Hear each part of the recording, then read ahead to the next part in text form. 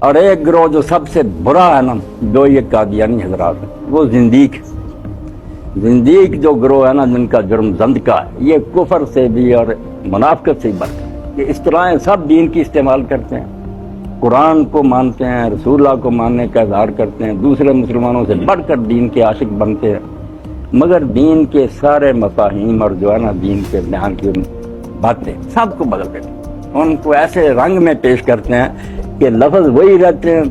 دین کا مفہوم بالکل بدل کر رہتے ہیں۔ یہ زندیق کہلاتے ہیں۔ زندیق کی توبہ قبول نہیں، وہ اگر توبہ بھی کرے نا اسلامی عدالت کے سامنے نہیں، کیونکہ وہ پہلے ہی اندر سے بے ایمان ہے، ظاہر سے اسلامی اصطلاحیں استعمال کر کے دھوکہ، یہ تنبیہ کہلاتا ہے، فریب دینا۔ کھلے کافر ہو جائیں تو کوئی بات نہیں، سارے سمجھ لیں گے کہ یہ اسلام سے باہر ہیں،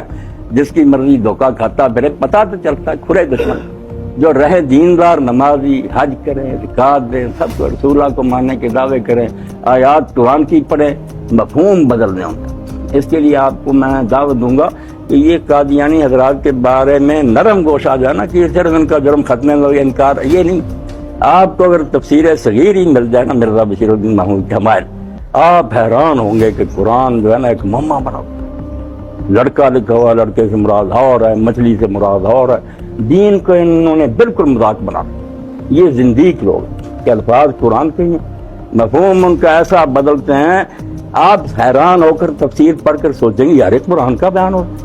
یہ کیا بات ہے کہ عجیب و غریب میں انہوں نے تفسیریں شروع کر دیں۔ تو زندیق کے بارے میں یہی بات ہے کہ اگر وہ توبہ بھی کرے نا تو اللہ کے ہاں شاید قبول ہو جائے، اگر وہ دل سے باز آئے، دنیا میں عدالت اس کو قبول نہیں کرتی، وہ تو پہلے ہی فریب دے رہا، اس نے توبہ کیا کرنا۔ تو زندیق لوگ جو ہیں سب سے خطرناک، کھلے کافر عیسائی بھی ہیں، یا ہم ان کے بارے میں اتنے سخت نہیں ہیں،